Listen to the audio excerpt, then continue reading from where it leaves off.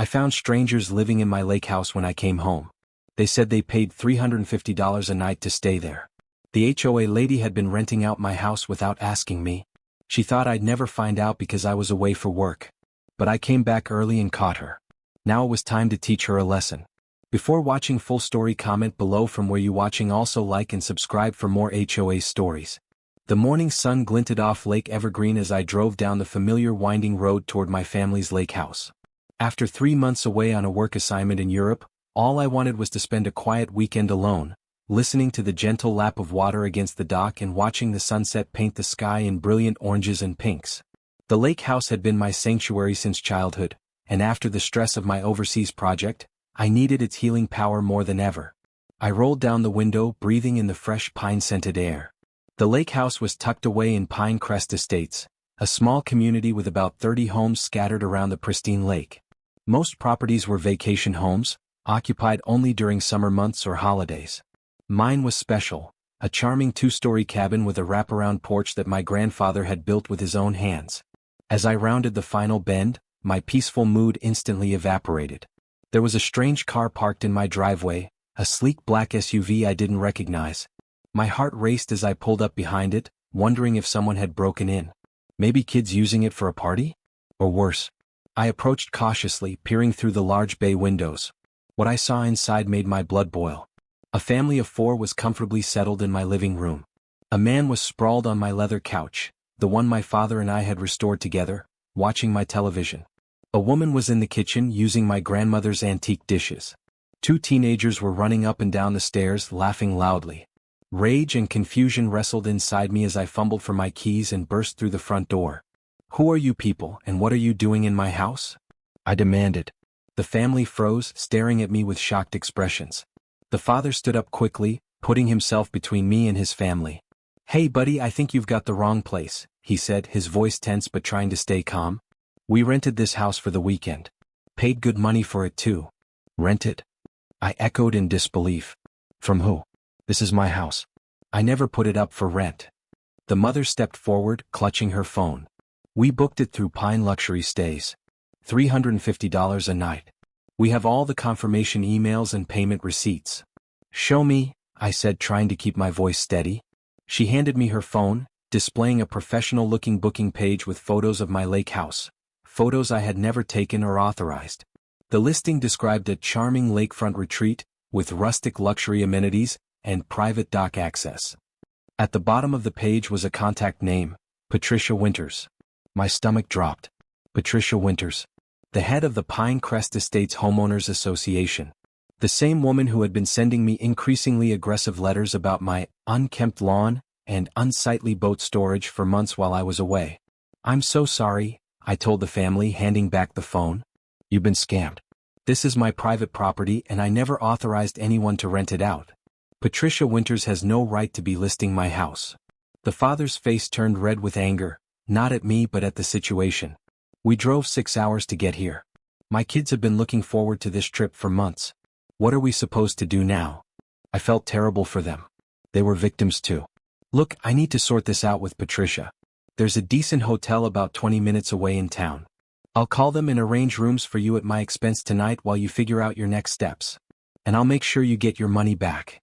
An hour later, after helping the disappointed family get settled at the Mountain View Hotel, I drove straight to Patricia Winters' house, a massive colonial-style home at the entrance to Pinecrest Estates. Her perfectly manicured lawn was adorned with garden gnomes and plastic flamingos, the very same decorations she had criticized when my neighbors put them up last summer. I knocked firmly on her door, my evidence in hand. Screenshots of the rental listing, statements from the family, and photos of the key lockbox she had installed on my back door without permission. Patricia opened the door, her artificially bright smile faltering when she saw me. She was in her mid-50s, with meticulously highlighted blonde hair pulled into a tight ponytail. Her Lake Association polo shirt was tucked into pressed khaki shorts, and a gold president pin gleamed on her collar. "Alex, you're back from Europe early," she said, recovering quickly. "How nice to see you after so long." "Cut the act, Patricia," I replied coldly. "I know what you've been doing with my lake house." Her eyes narrowed, but she maintained her smile. "I'm afraid I don't know what you're talking about. Would you like to come in for some iced tea? We can catch up properly." "No thanks. I'd rather talk about how you've been renting out my house to strangers for $350 a night without my permission. That's breaking and entering, fraud, and probably a dozen other laws. Patricia's smile finally dropped. She glanced nervously at her neighbors across the street, who were pretending not to watch our confrontation while watering their flowers. "Keep your voice down," she hissed, pulling me inside her house and shutting the door. "You don't understand. I was doing you a favor." "A favor?" I was incredulous. "Your property was sitting empty for months. It's not good for the community image. And you weren't responding to any of my maintenance requests. The HOA has standards, Alex. So you broke into my house and started renting it out to strangers? How is that a favor?" Patricia smoothed her polo shirt, regaining her composure. "I used the emergency key you gave the association when you first moved in. And I've been putting the money aside for you, minus a small management fee and cleaning costs, of course." She waved vaguely toward her dining room, where a laptop sat open, presumably containing her illegal rental operation records. "Show me," I demanded. Reluctantly, Patricia led me to her computer. She pulled up a spreadsheet that made my jaw drop. My lake house had been listed for nearly 2 months. With almost every weekend and many weekdays booked, she had collected over $15,000 in rental fees. According to her spreadsheet, my account balance was just under $9,000. The rest had gone to management fees, cleaning services, and property maintenance, all conveniently provided by Patricia herself or her son's landscaping company. "I want all of it," I said firmly. "Every penny plus compensation for breaking into my property and using it without permission." Patricia laughed dismissively. "Don't be ridiculous. I've done nothing wrong. The HOA bylaws clearly state that the association can take necessary steps to maintain community standards when properties are neglected. Show me where it says you can run an illegal rental business with someone else's house," I challenged. She fidgeted with her gold pin. "Section 8, Paragraph 3 gives the HOA president discretion to." "I've read the bylaws, Patricia. They don't allow this and you know it." Her fake smile returned. "Well, it's your word against mine. And who do you think the community will believe? The absentee owner who barely participates in neighborhood events, or the dedicated HOA president who served faithfully for 7 years?" I pulled out my phone and played a recording of my earlier conversation with Patricia where she admitted to using my house without permission. Her face paled. "You recorded me? That's illegal. Actually, in this state, only one party needs to consent to recording a conversation. That would be me."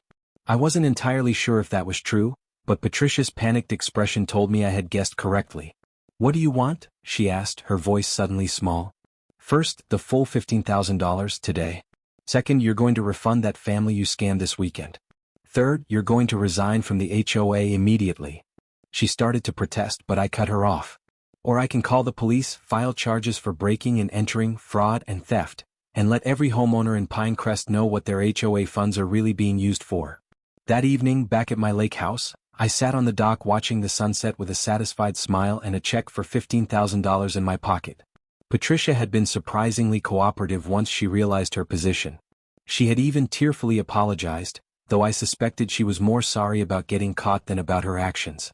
But my victory felt hollow. As I looked around at the other lake houses, I wondered how many other homeowners Patricia had bullied or taken advantage of. A neighbor walking his dog waved to me and on impulse I waved him over. "Hey, I'm Alex," I said, introducing myself. "I own this place but haven't been around much lately." "Dave Matthews," he replied, shaking my hand. "Been here about 2 years now." We chatted casually about the lake and the community.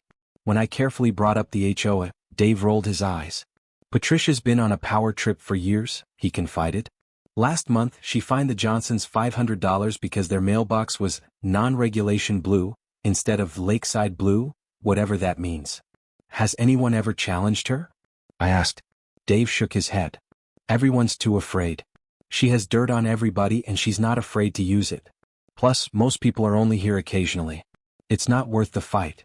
As Dave continued sharing stories of Patricia's tyranny, an idea began forming in my mind.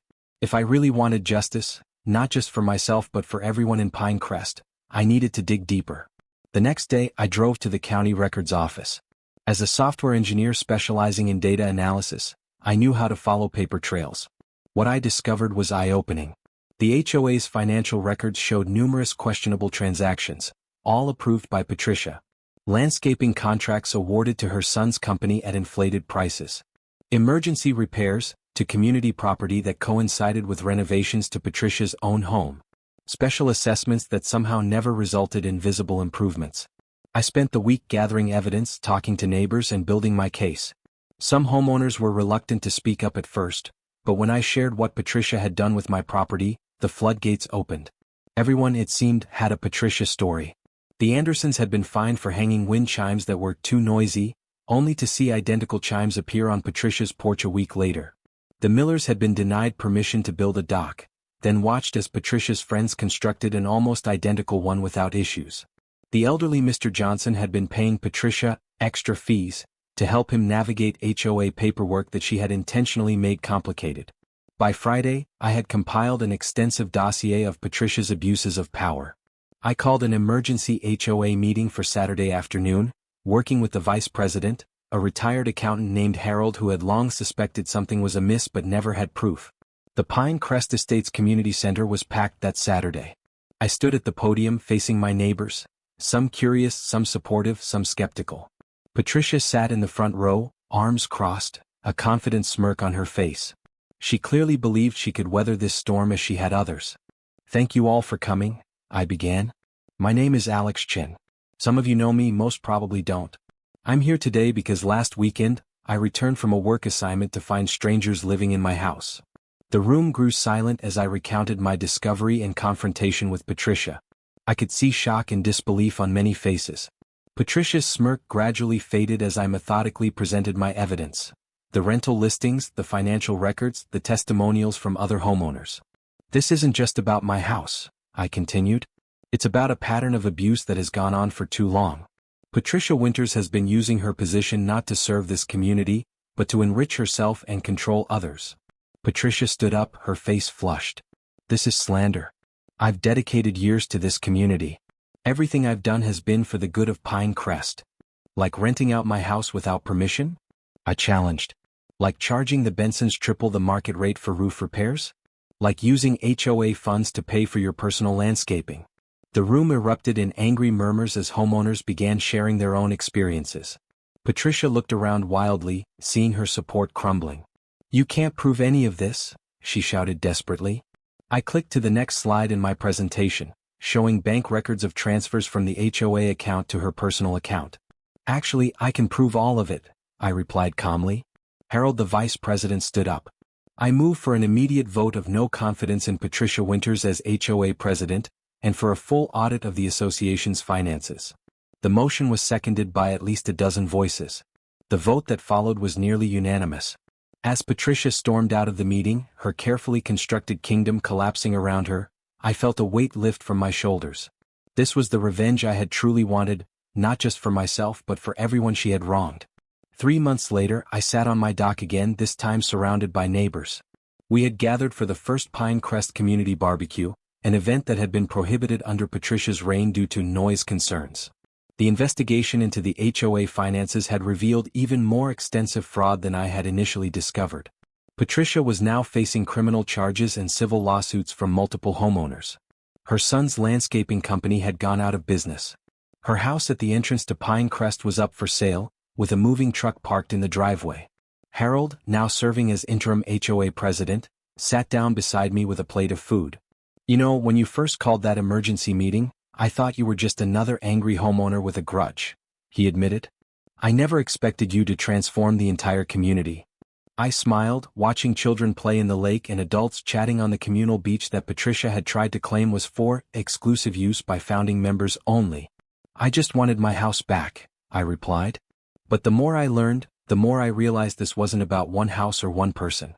It was about reclaiming our community. Harold raised his drink in a toast. "Well, here's to new beginnings.